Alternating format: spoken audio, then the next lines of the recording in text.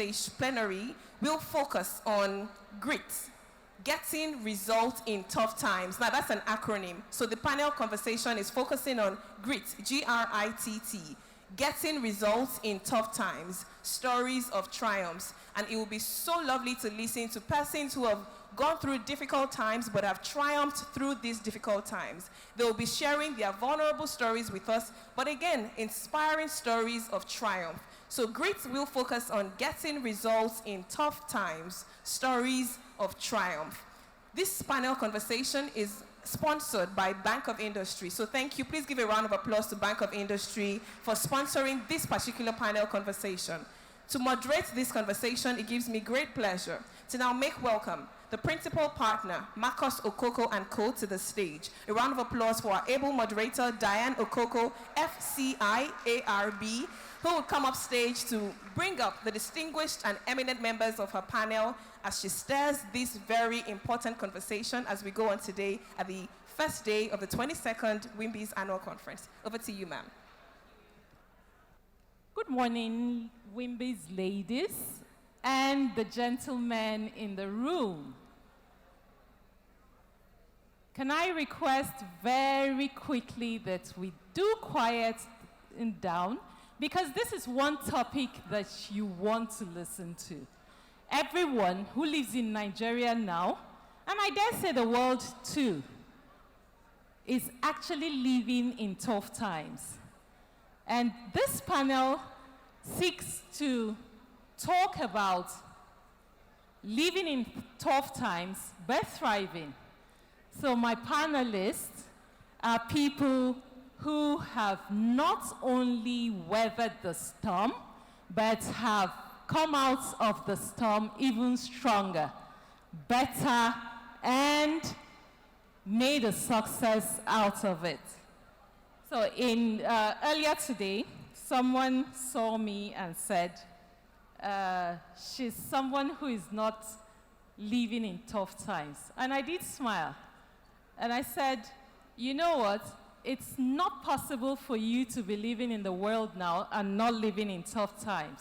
But because we are WIMBY's ladies, we make sure it doesn't show. We get dressed and we show up and put that smile on our lips. So for every WIMBY's lady in the room, please give a resounding round of applause for yourselves.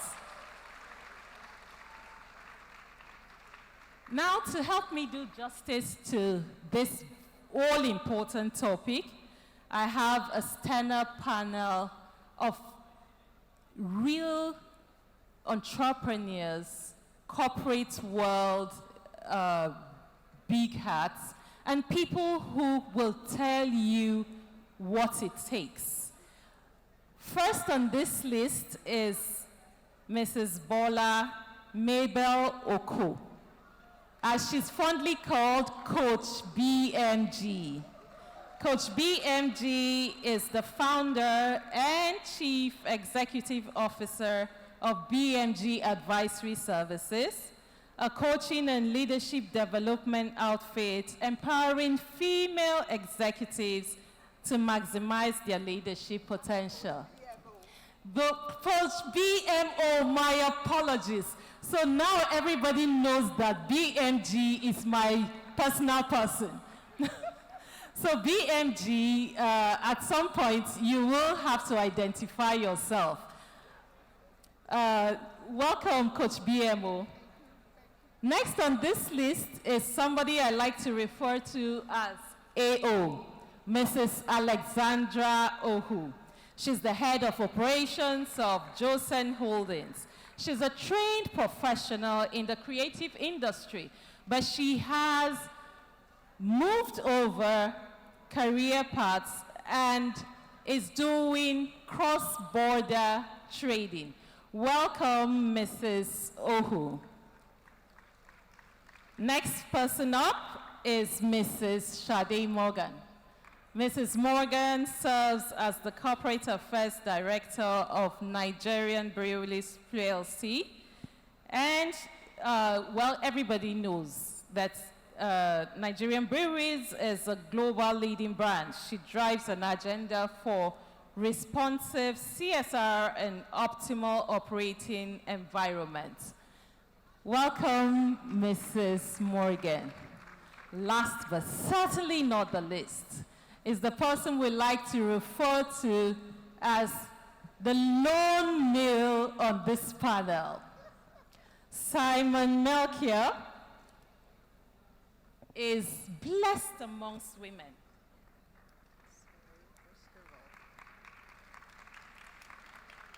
He is the co-founder and CEO of Asseco Software Nigeria. It's a technology company involved in software development and systems integration. Welcome, Simon. And like I said, you're blessed amongst women. I am. Yes. So we will delve into this. The idea really is that we will talk to you about stories of how successes are built, personal stories based on certain strategies, mindsets that have helped the panelists to go through tough times, but to thrive even within the tough times. So I would implore you to please pay rapt attention, because unlike Coca-Cola, who will not give us their trade secrets, my panelists are very generous. They will be giving us the secrets as to how they have made successes in tough times. Please, don't fall my hand, oh, please. Nobody is going to be stingy with knowledge. So I will begin with the lone male on this panel. And Simon, your industry is one that within Nigeria is not fully regulated, under-regulated, but manages to be a core industry that everyone cannot do without. Can you tell us, are there strategies which you have used over time, right, and to become, that have been necessary for the present day business landscape? Thank you very much, Diana. I have no word to say how happy I am to be here, how honored I am to be on this stage.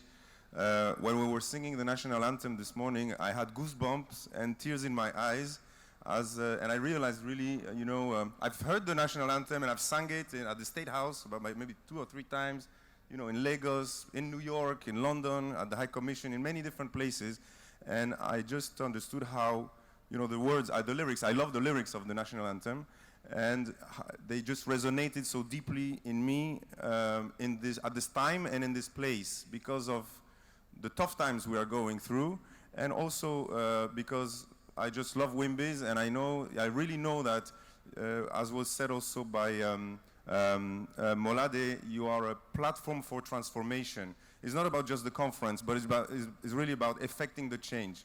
So thank you once again for having me here. It's a true honor. Now, tough question, but very interesting question. So what strategies to put in place? First of all, and I'm not going to be stingy with my own little knowledge and giving clues to, whoever will want to, a bit of our recipe, our cookbook, right? Male also sometimes know how to cook, right? So, and we have big chefs also out there, right? Renowned chefs. So for us, what is important is really, first of all, to distinguish between strategy and tactics, all right? We have our annual strategy sessions every year, but a strategy, for long-time success, right? A strategy is something you set for the long term. So we set it for at least 5 years, long term in different industries for different companies, can be 3 to 10 years. But so you set your strategy for like 5 years or more, and you stick to it. You don't reinvent the wheel at every strat session. What you do at every strat session is you, let's say, maybe modify at the margin some of your strategy elements to focus on one aspect over the other, and to adapt to circumstances, particularly as they are tough. But tough times make you ask yourself questions, but you don't, again, reinvent the wheel and redo your whole strategy. So what is our strategy? Asseco is B2B enterprise software company. We've been created in Nigeria since, in 2014, so we're going to our 10 years. And we have two key strategies. One is to have a diversified business. We have 7 business verticals, business lines. Okay, so why do we have that? Is so that if in times of crisis, maybe one product, one area doesn't work, for instance, public administration in election times, you know that government orders are going to be slow in election times. You have other products and other services to balance that, okay? So we stick to that. But again, in tough times, we readjust and we put focus on maybe one product or one element more than another. And secondly, our strategy is also to create more value locally, to build our own products so that we shelter ourselves from FX and from third-party costs. So the tactics, the strategy, and just to conclude on that, because I could be speaking for hours and I don't want to monopolize the microphone, is that above the strategy and these tactical moves to adapt it during tough times, particularly, what drives us is our purpose. Really, that's why we wake up in the morning at Asseco, is our purpose. And we try to really make it part of our company culture and to have everyone, let's say, believe in it and live it. So actually, we don't have only one purpose, we have 2 purposes. One purpose is external. Our purpose is to contribute to change Nigeria for the better using technology. So that's what we try to do, to change Nigeria for the better using technology. And secondly, internally, and I'm finishing there, is to create an environment where everybody can be successful, a work environment, to be in a company where people can be successful. If you're successful, I'm successful, the company is successful. I did tell you that my panelists are not stingy. So what he's done in 2 minutes is give you a strategy session that would usually attract loads of dollars. I think we are not charging our fees in Naira anymore. I hope there are no CBN staff in the room, right? So, thank you, Simon. And then I will turn to you immediately, Coach BMO. I got the name right. And I'll ask you a very direct question, Yes. right? In building your business, Yes. talk to us about the challenges you faced and tell us the secrets of how you came out of them. Thank you, thank you, thank you. I feel like I have to do a brief reintroduction. I like to define myself as a pastor by calling, a lawyer by training, banker by default, a podcaster by design, and the excellent life coach. So, and it's so interesting. Today we're talking about getting results in tough times. And I thought to myself that actually also spells grit. And it takes a lot of grit and determination to be able to go into different businesses and be able to stay in it for the long run to get results. So for my introduction, I'm an executive coach, and it's something I'm really proud of, because I think one of the most challenging circumstances that we have all faced in recent times is COVID. And I remember that when COVID struck, it was like everything came to a standstill and nothing was really happening. But it was during COVID that I dedicated myself to become an executive coach. And for me, it took a lot of determination, like I said, a lot of grit. I remember that my middle son said to me that, "Mom, I'm so inspired by you that at the age of 53, you're still pursuing your dreams." So that was really very important for me. And also I run a health and wellness hub called Lounge and Spa. And for me, the major challenge running that business was trying to establish a culture of excellence. I know that for a lot of us who live in Nigeria, excellence is not something that we really, really see. We always talk about how we don't have a maintenance culture. But I was determined to have a business that operated at the highest level of excellence. And I remember that when I used to talk about the things I wanted to incorporate into my business, people would say things like, oh, it's not possible in Nigeria. But I was determined, I was committed to my vision of creating an excellent business. And the thing about wanting to create an excellent business, in the short term, you will take some hits. I want you to know that. You will take some hits. And I remember that at the onset, I was not driven by profit. And I remember when I say to people things like, I am not operating my business primarily to make profit. People don't get it.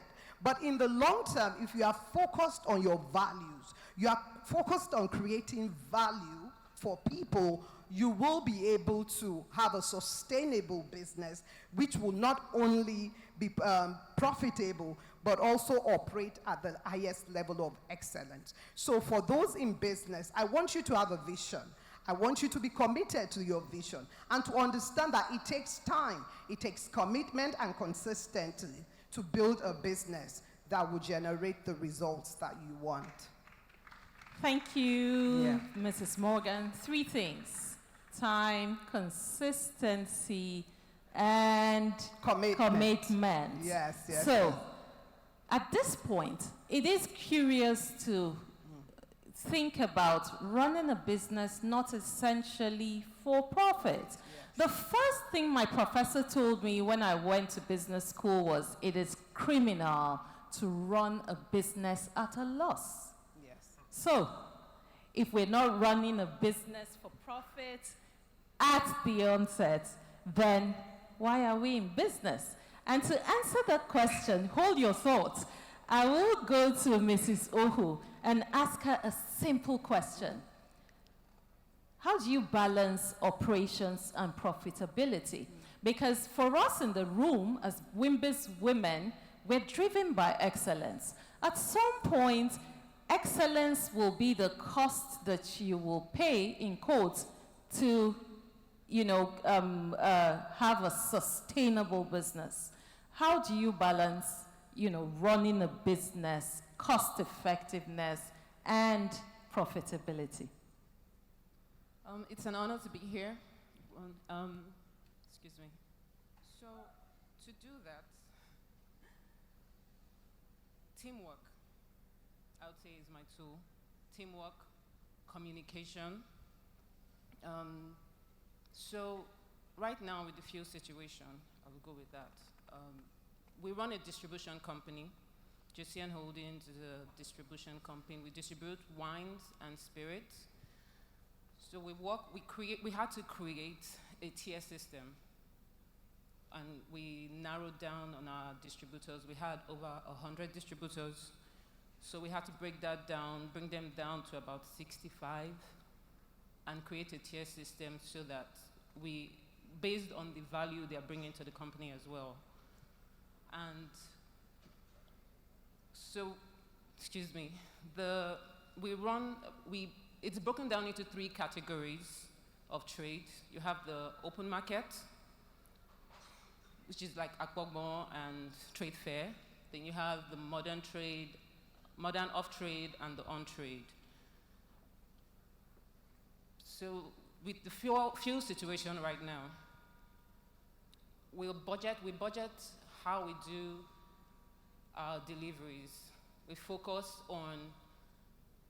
collect our orders, we gather our orders, and focus on delivering to particular areas. So usually what we do is just supply our distributors based on how we receive our orders. But right now, we've had to plan properly, create a strategy where we've given like a 24 to 48 hours room for delivery, and we arrange, we put our, excuse me, how do I put that? So we make sure, thank you.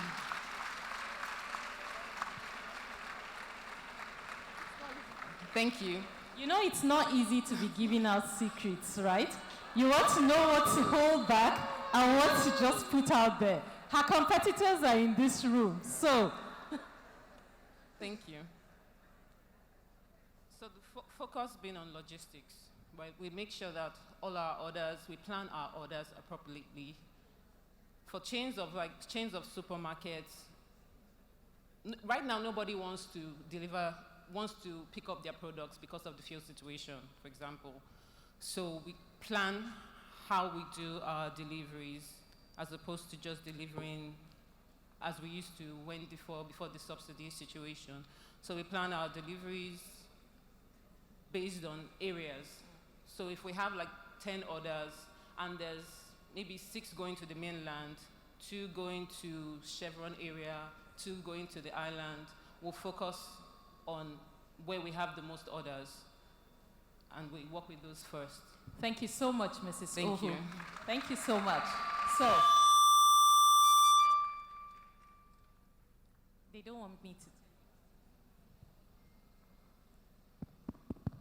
Okay.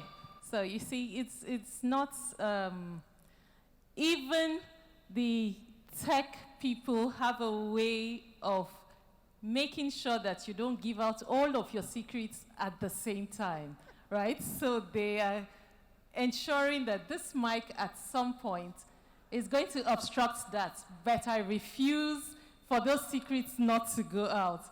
And I will turn to you, Mrs. Morgan. Let's talk about what personal traits you will have had to employ in corporate Nigeria. So I remember very clearly that Coach BMO said, excellence may not be, high up there when it comes to doing business in Nigeria. But I do know that you are not a Nigerian brand. So you have global competitors. And to stay profitable, to stay as one of the leaders in the industry, you would have to compete favorably with them. What are your personal secrets?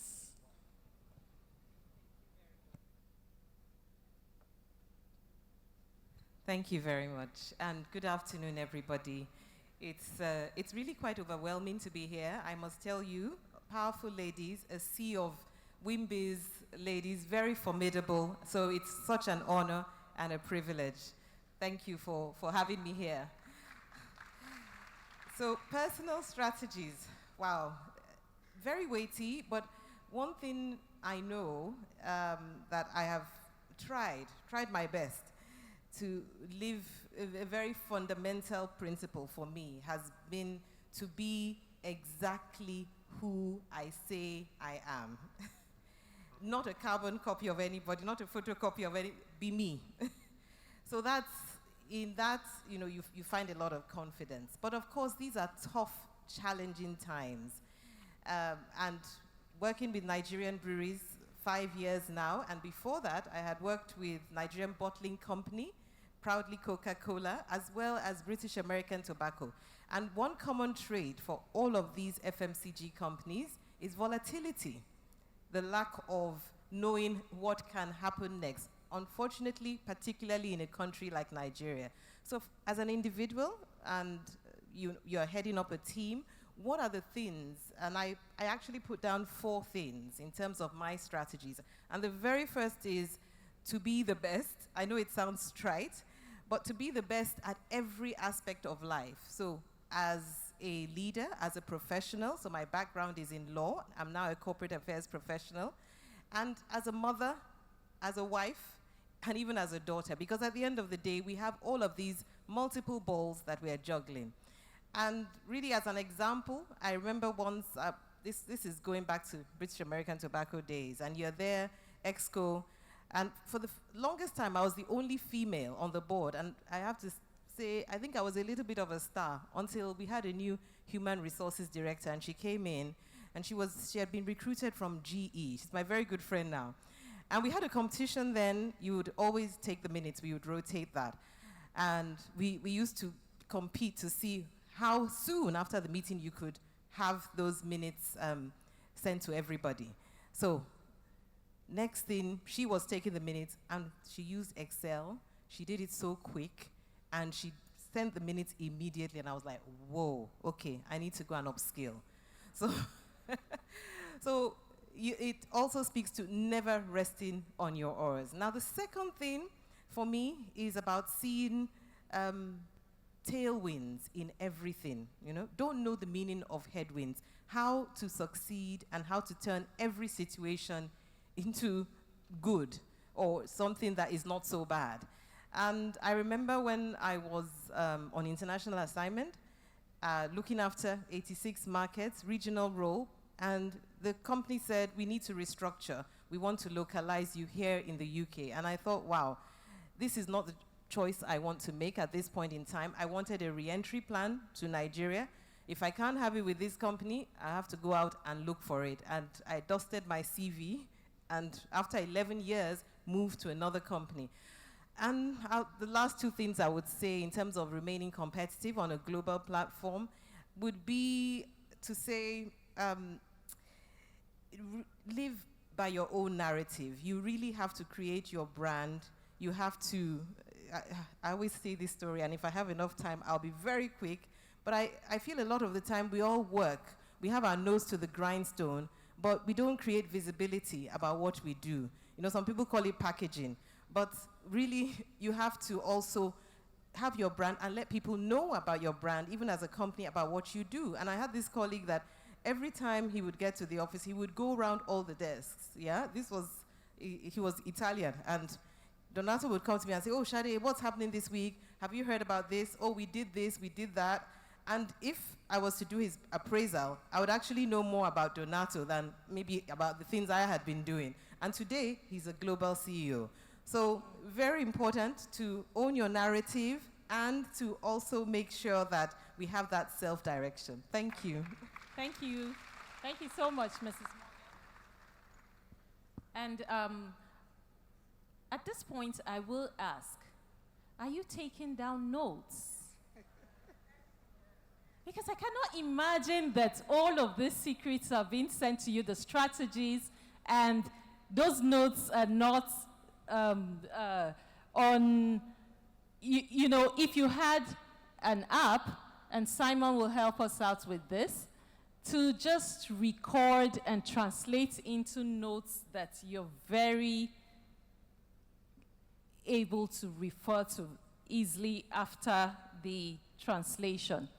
Because all of these things, she has told you her flaws as to how she keeps competitive, how she's there at the top, the things she has done to ensure that Mrs. Morgan is referred to countrywide, worldwide, as the go-to corporate affairs manager, right? And then this takes me to Coach BMO.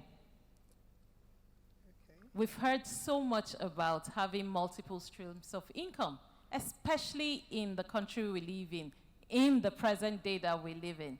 But the thing is, because we want to be the best at everything we do, we want to be the best CEOs, the best wives, and being the best wife also means looking the part, right? So we want to look really nice. We want to be the best mothers, and then we want to run these organizations, different organizations, and run them well.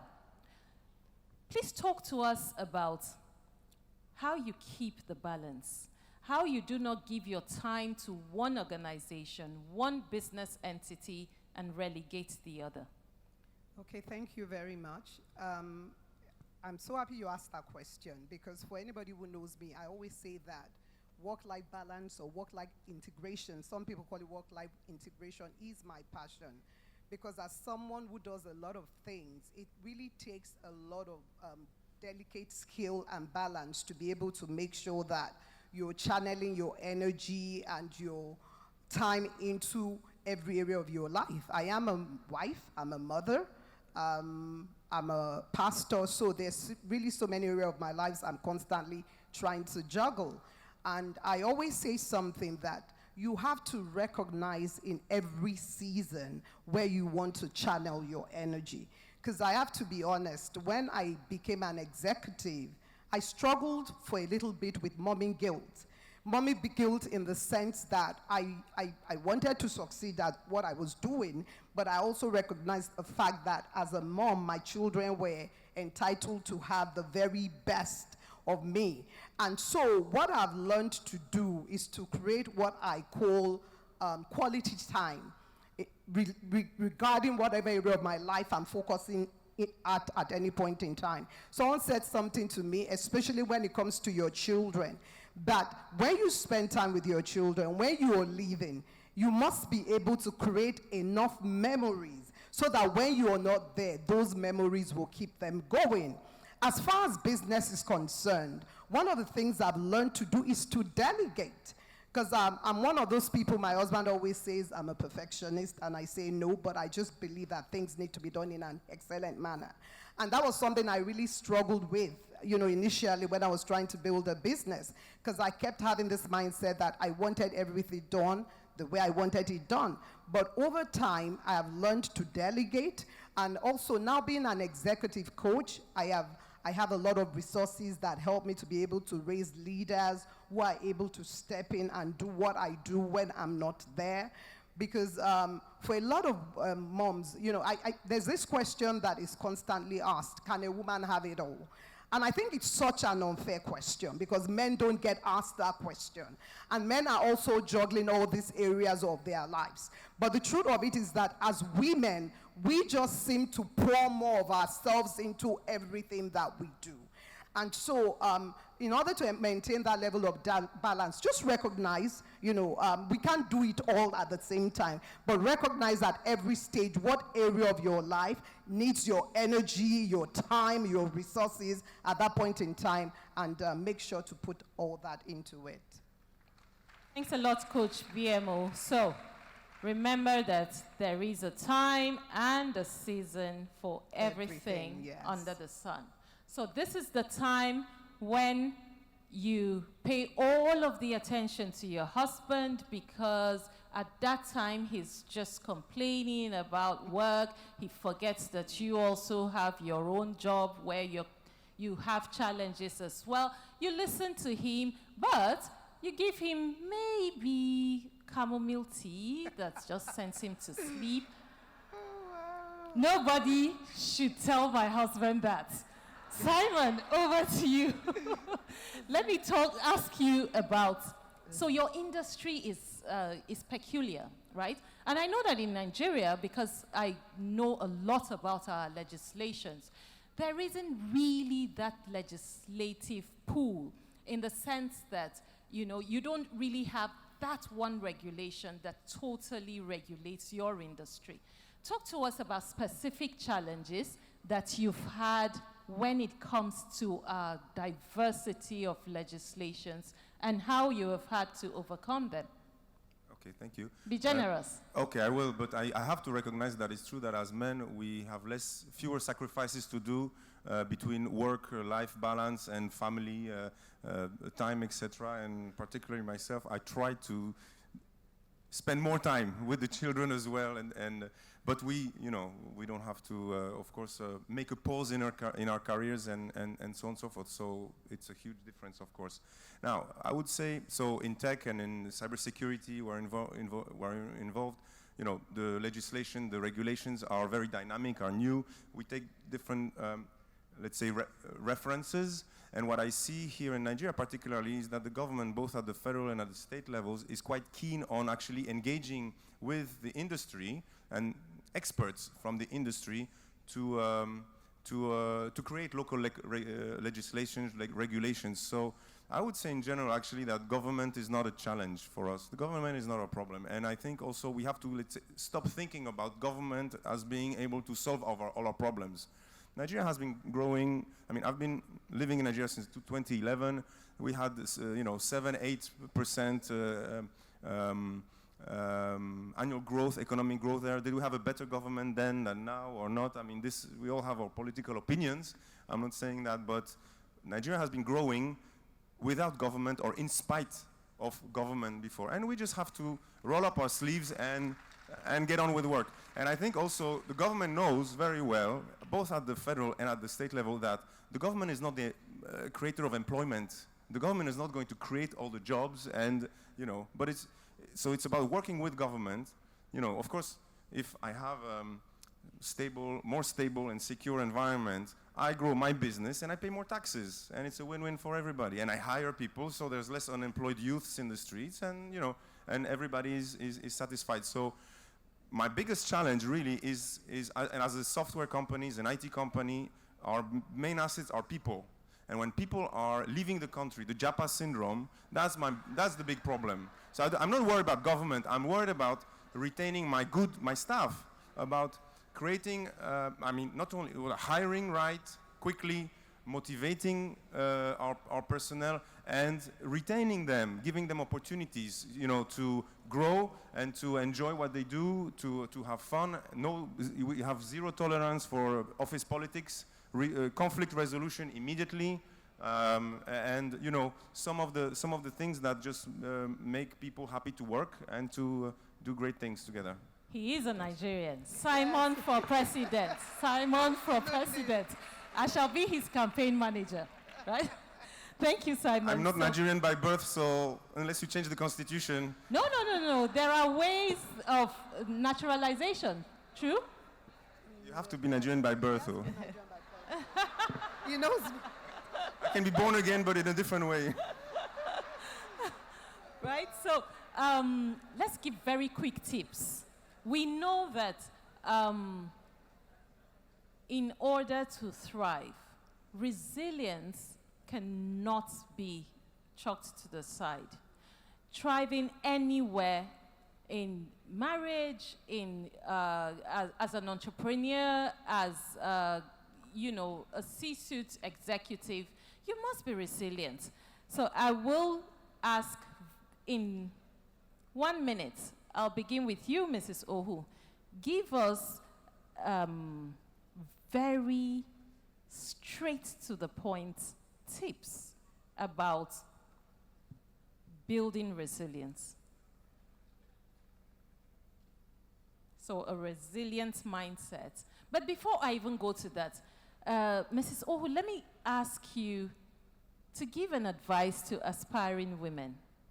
Then you will now talk about building a resilient mindset. Give advice to aspiring women, every single one of us being one, by the way, about how you do cross-border trade.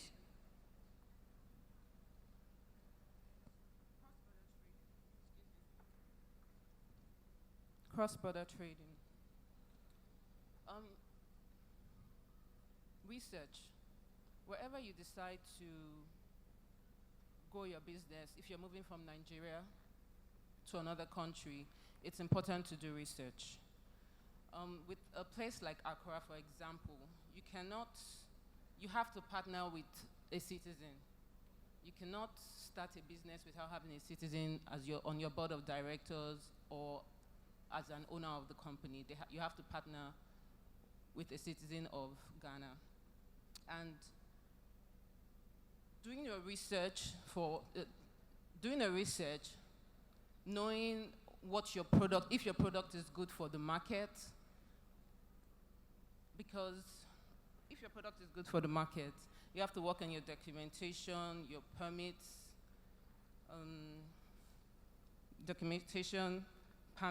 and spend time in the market to understand the consumers, understand their culture, and make sure that your product will work for that market. Because, for example, what we do with distributing alcohol, beverages, you have to be sure of the same product that applies in Nigeria here doesn't apply over there.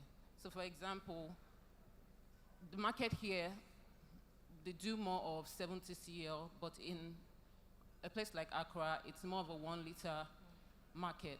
So the products that work in Nigeria won't necessarily work somewhere else. So you really need to do your research on your permits, your products, and then you need to something else to do. That's one tip enough. Okay, After this session, meet her, and if she wants to charge consultancy, she will.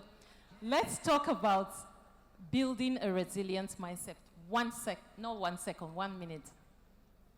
What is the advice you would give to build a resilient mindset? What really works for me is having a good team. You can't do it alone. Let me just say this, in the words of Steve Jobs, one person, a business cannot be, great things are done in businesses not by one person, but by a team of people. Thanks a lot. Coach BMO? Okay, I'm going to make this quick. So when I was growing up, I read this book called Tough Times Never Last, but Tough People Do. And I think for me, the greatest key to building resilience is your mindset and your attitude. So if you believe that every obstacle is really just a stepping stone to doing great things, then you will weather the storm and just stay on course until you achieve what you want to achieve. So your mindset and your attitude goes a long way in helping you build resilient in difficult times. Thank you. Yes. Mindset. Have a positive mindset at all times. Yeah. Mrs. Morgan. Thank you. So how to develop resilience? And I would just say 2 things. Become bulletproof like Teflon and have no shame. Because You need to elaborate on that. okay. All right. I'll elaborate. I'll give an example. So we are an alcoholic beverage company. We have to be very mindful of the kind of advertising we use. And we had a particular campaign that we needed to have approved. And the regulator had criticized us justifiably. And we weren't making headway in being able to engage him. We'd written letters, he wasn't available. So when talking about having no shame, I then said, okay, he's in Abuja.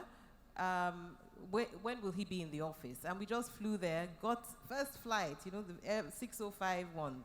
And then we got to his office before he resumed. I was sitting in his waiting room. And when I saw him, I said, please, since you didn't reply me, I'm here.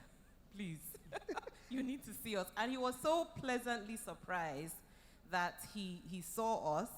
And talking about also being bulletproof, the meeting was not easy. He was just firing. But we took everything, made it clear that, look, we were receptive, and based on that, we were really able to make progress. So I think for me, that's a mantra. Just have no shame, be bulletproof. It's not about ego. Act now and apologize later. True. Act now, And apologize later. So at this point, I will do something without shame and talk about me. So apart from serving as the humble but very delectable moderator, clap now, of this session, I serve as the principal partner of Marcus Okoko & Co. We are a transactional, strictly corporate law firm housed in the Federal Capital Territory. We have an office in Southern Africa, South Africa to be particular, that caters for the needs of our clients who are in Southern Africa hemisphere. I dare say, with every sense of small trepidation, because some of my mentors in the profession are seated right in front, that we are one of the best law firms you can use. We are right up there when it comes to excellence. So like Coach BMO says, Simon, over to you. Okay. After the commercial intermediate. So we're back on the show. Now, so resilience, right? So for me, it's, Bill Gates was quoted through tough times. I also refer to quotes, inspirational quotes from people I have a tremendous respect for. So of course, Nelson Mandela, what a man, and what an example for me, 27 years in jail, and it always seems impossible until it's done. Yeah. It always seems impossible until it's done, so let's just get it done. So I'm just trying to get it done. I'm just trying to make the impossible done, and I don't care about the rest. And my favorite, I don't know who of you know Helen Keller. That's my favorite quote by a woman, Helen Keller. Helen Keller was author and social activist in the US in the beginning of the 20th century. She was blind and deaf from the age of 18 months. So as a baby, she became blind and deaf. And she learned how to read and then was delivering public speeches, etc., etc. I won't go into her life story, but her quote that I prefer, and that's my favorite quote by a woman, by the way. So for here, I did a bit of thinking, but it was very easy for me. And it's that optimism is the faith that leads to achievement. Nothing can be done without hope and confidence. And she said it all. So that's really optimism, faith, hope, confidence. Simple. What did I tell you? I am a prophetess, right? In addition to the other introduction, I told you this is not a panel you wanted to miss. Tell me that you haven't enjoyed this panel. Yes, at this point, we will ask for questions, if any. So if you've got questions, we have time for just a few. So please keep your questions brief. Let questions not be commentaries. Questions, please. 1 minute.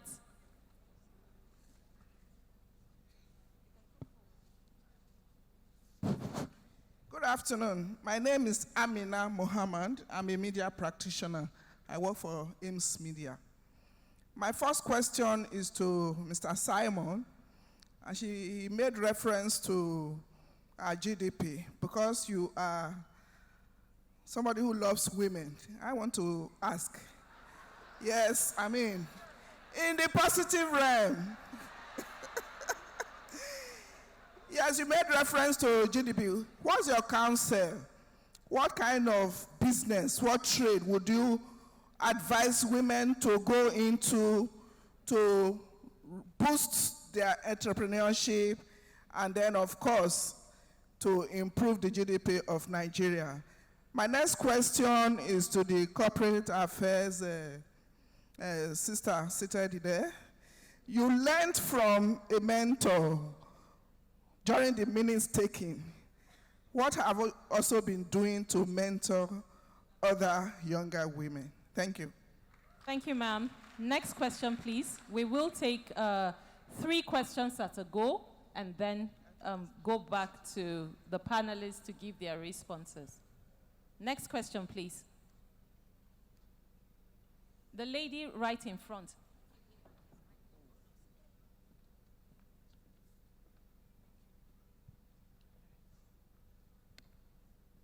Good afternoon, everyone. My name is Oluwatoyin Asada. I'm the founder and lead counsel at Sunesis Legal Practitioners. So one of the panelists mentioned that one of the keys to building resilience is building a good team. And one of the other panelists mentioned the issue about brain drain, when you build a team and then they begin to jackpot one by one. So I would like to hear your comments or your thoughts on how to handle this, because this is a serious issue. Thank you.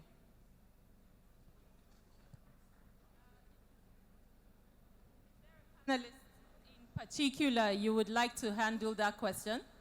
Or anybody? Perfect. Next question, please. Yes. Good afternoon. I am Olushola Olainka. I'm a chef. I manage a bakery, more and more confectionaries. We make celebration cakes. My question is to the coach. You said starting a business, one of your business, that's excellence. That's the first thing you're striving for, that you didn't set it up for profit initially. My question to you is that, okay, if you didn't set it up for profits, how were you able to fund? How were you able to maintain the business to that excellent level you hope for? How were you able to do that? Just give us tips. Thank you. Thank you very much. The panelists will take the next set of questions after they respond to this. Mrs. Ohu, let me begin with you. Can you take the question on brain drain, the Japa syndrome?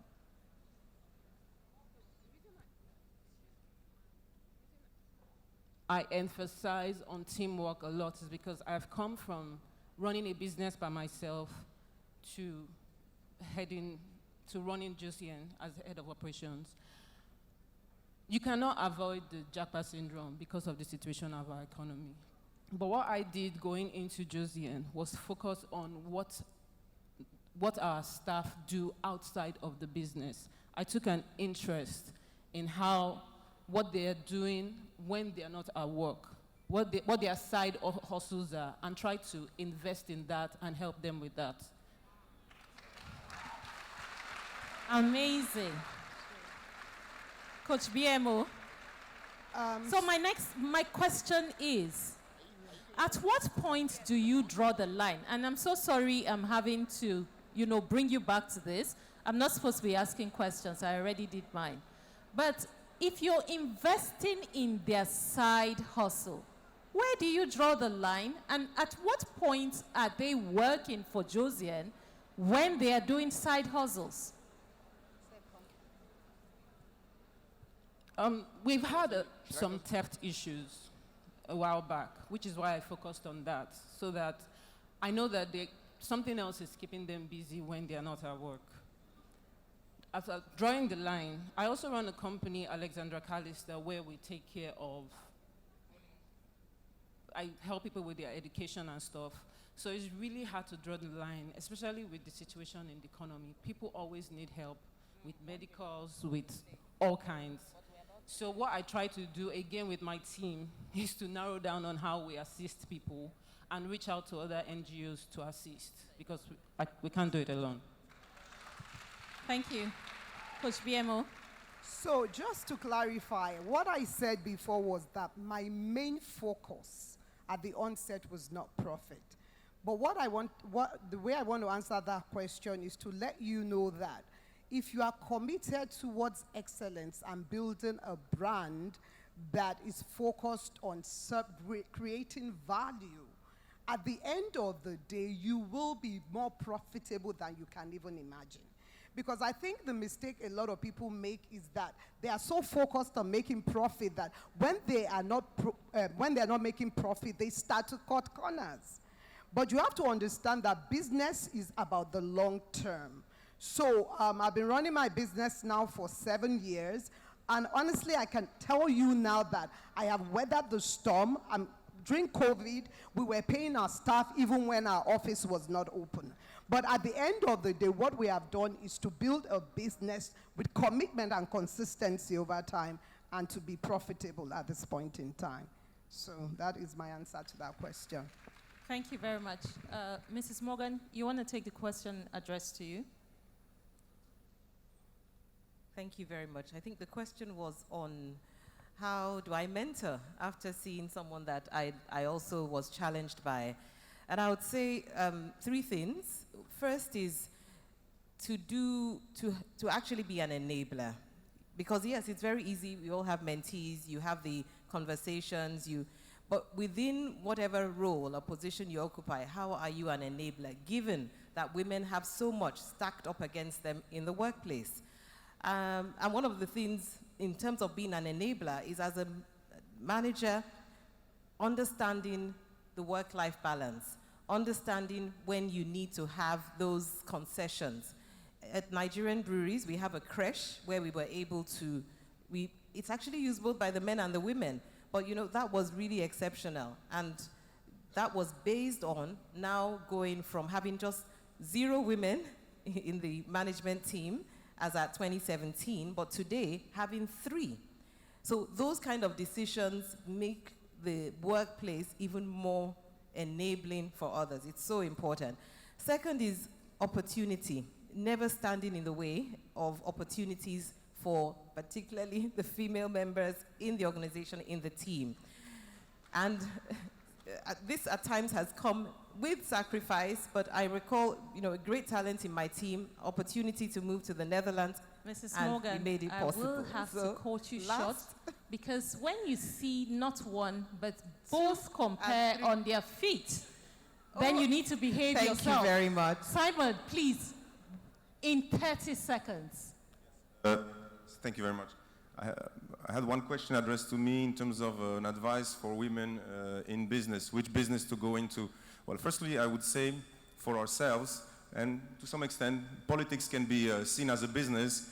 We need more women in politics. We definitely need more women going into politics and leading this country. So we want a Nigerian female president before the US, before France. Okay, so go into politics, definitely. Now, in terms of business and business activities, I would say IT and cybersecurity, we also need more women. There are not enough women in computer science, the piloting, etc. Thank you so much. Okay, I stop there. Thank you. Thank you. So what's left for me to do now is ask you, please, join me, thank this panelist. They've given you their all. Well, almost all. And we are grateful for the opportunity extended to us by Wimbis. Thank you, everyone.